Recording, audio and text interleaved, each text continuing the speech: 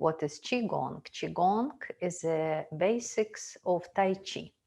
When people doing Tai Chi, I believe it's a little bit more popular right now than Qigong, at least here in North America. If you've seen how people practice in Tai Chi, usually it's standing up position. They stand up, and they do slow movements to the left, to the right. Sometimes we put the hands up, down, slight movements with our body. So Tai Chi. But in Tai Chi, usually there is 12 or 24, between 12 and 24 movements, step. And in Tai Chi, really we have some choreography, what I name choreography, how to step on your right, on your left, etc. Qigong is a basic of Tai Chi. Tai Chi was created on the foundation of Qigong. So Qigong is simpler from this side, and we don't have this little complicated choreography that you need to know how many steps, in which direction, etc.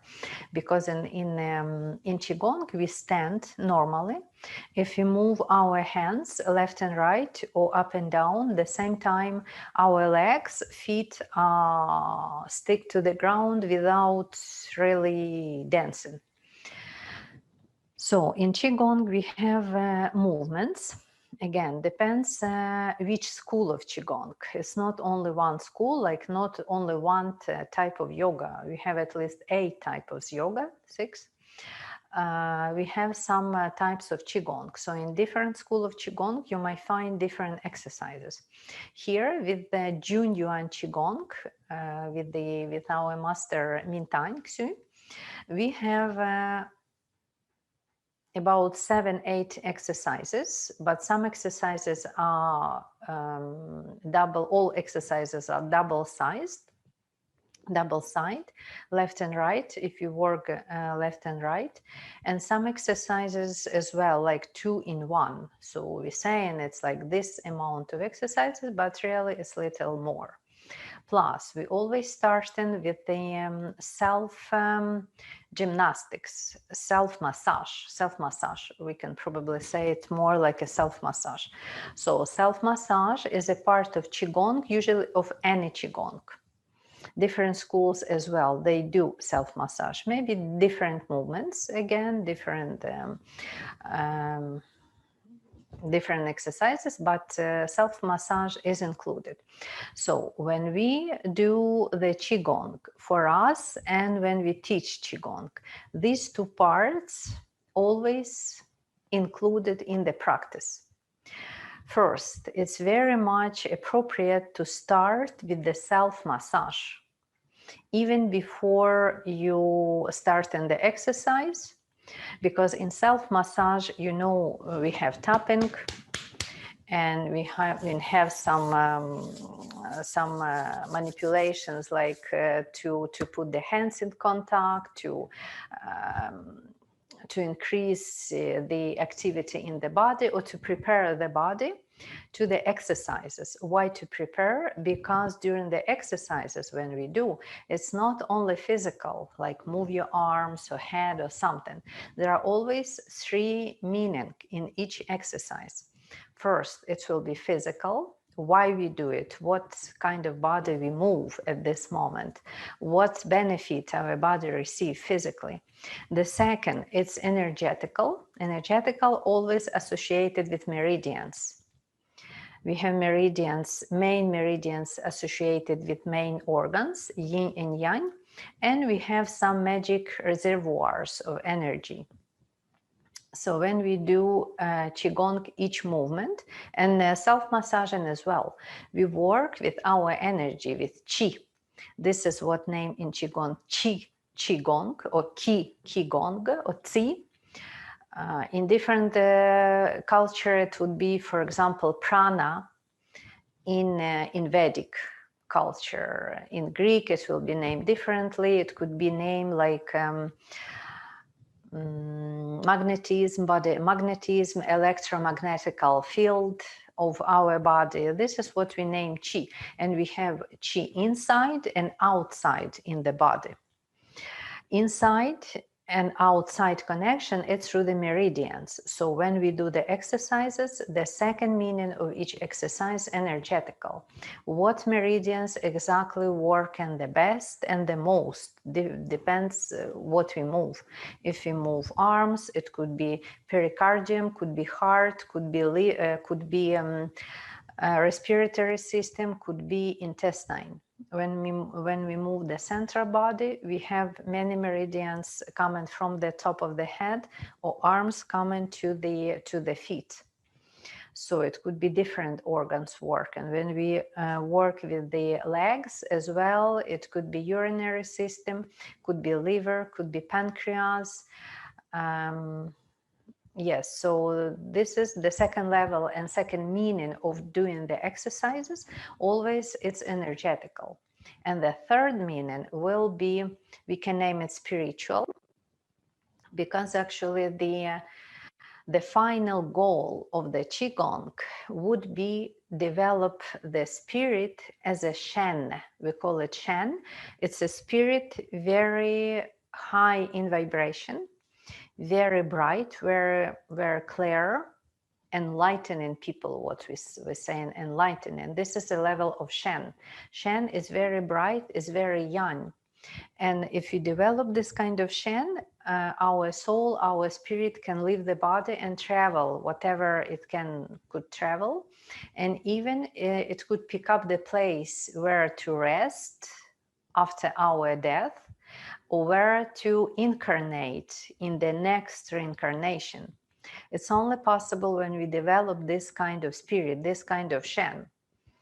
And we do the exercises exactly for that. So the third meaning of the exercises is to develop the spiritual connection, or simply the informational part of the Qigong.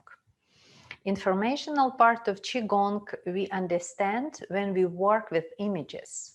That's why in Tai Chi, in Qigong, many exercises connected to the birds, animals, or some other conditions. Because this is where we get in contact with the parallel world. Okay, parallel, I mean animals right now. We connect with the trees. When we do tree posture, we connect with the sky and earth when we do the fifth exercise. So we develop this way, the spirituality, or we work on the information part of the existence, who we are, where is our place, and how we connect it to the outside world. That's why these main two big parts of the Qigong we always practice for ourselves and for students. First, as I said, it would be the self massage, or to energize the body and the meridians. And second part will be the movements, the exercises. These two parts is it belongs to the active Qigong. Active, because in Qigong I already mentioned that there are some different schools we can find. We can find very active school belonging to martial arts, classical martial arts, where people just do the defense, just do the, the rapid movements to defend themselves. It's kind of, warriors practice, very active. And from other side, the opposite practice or opposite branch of Qigong would be very, very slow, very meditative, spiritual meditative. So in our Junyuan Qigong, we combine two, and we are in this way on the middle. That's why it's named Junyuan. Junyuan, it means middle. There is a province like this in China. So we're doing Junyuan Qigong, so we use as well the slow, the stable, the meditative practice in our Qigong.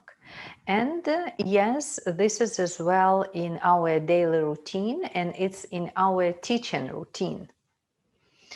What is again might be different from different schools, because if you go for the classes in Tai Chi, I believe people do just stand and dance and movements. They start, they did, they go home.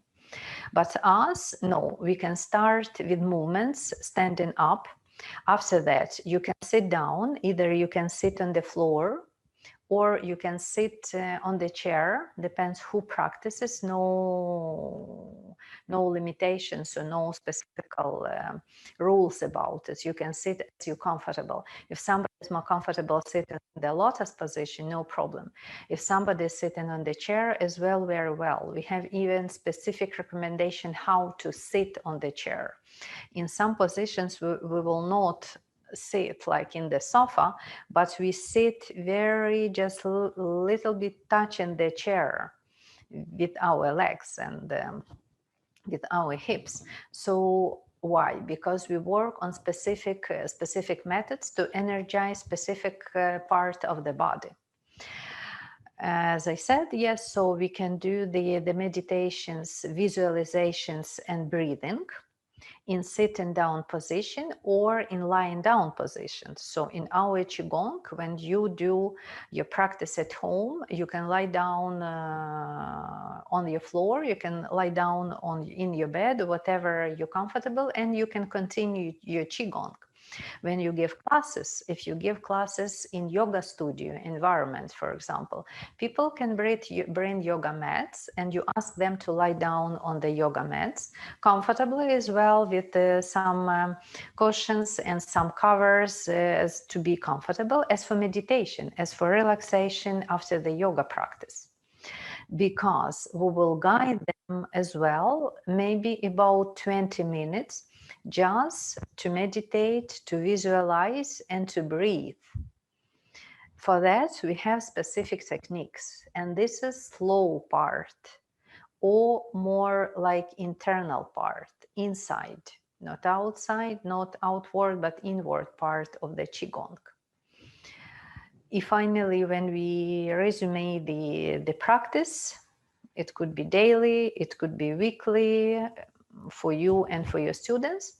So we can stand up doing self-massage. After that, exercises. Could be, can take maybe about 20 minutes or so, 20-25 minutes.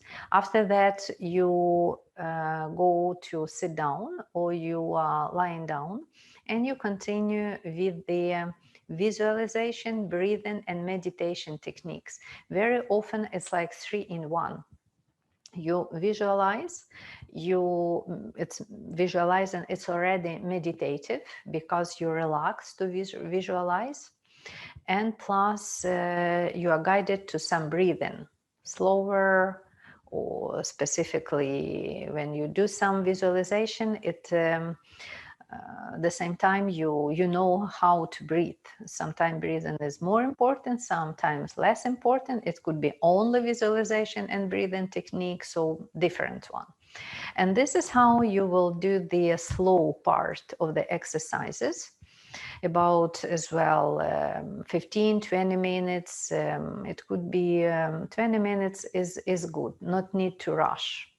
Because you see, we always saying in Qigong, it's better to do less postures, less movements, less visualizations, but do it longer. Pick up one and do it longer.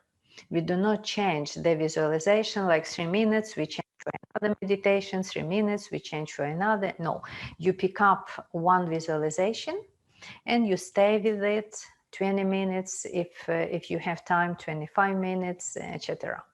And of course, at the end of the class, we always finishing with the what is named finishing exercises. Because during the class, when you practice, you might have some feelings. If some people come in with not very healthy body, they start doing exercises and they might start feeling more pain than before. So why, they wonder? Not because they stand up longer or something like this, like you do nothing special and suddenly, or you just meditate and suddenly you feel some sharp pain or some other pain. We explain it as the energy fighting with the problem. So in this fight, we have this reaction that for our mind, it's like pain. simply energy starts working differently, warming up some parts of your body, relaxing some other parts of your body, connecting your body, your head and your feet and your heart and your stomach. So getting connected. And that's why at the end of the classes, it's good just to put this kind of create like equal, put everything like in equal condition. This is why we have finishing exercises. In finishing exercises, very much as well, tapping to distribute the energy everywhere, just to distribute the energy, because you might give so much energy that you might feel some, as I said, the third eye opening or some other conditions, second heart opening, some other conditions. So that's why at the end we do some tapping. And of course, people want to share. People want to ask questions. It's important. It's very important for teachers to listen to the people, to ask them what they do, how they do, to give them the right comments. They understand what's going on. So as well, for that, we might have 5-10 minutes before the class or at the end of the class. So you see, you guide. You get this group and you guide people. They understand what they do. They receive the support. And for you as a teacher as well, you have some plan. Always starting with more simple things. It's not necessary that you will give all the information the first meeting. Not necessary at all. So we will divide part by part. We will divide some information how to expose to people, how to prepare them for the next level. So this is the role of the Qigong teacher. And simply we enjoy the same moment. We enjoy doing the exercises and being in the energy. Especially if you're doing in a real class, you might feel people's energy and they feel your energy, and it's fun. Qigong is a very interesting, very old, very new, very youngful, always practice. That's why it's named the art of being young as well, or the art of turn the clock the opposite way. Om Shanti Om.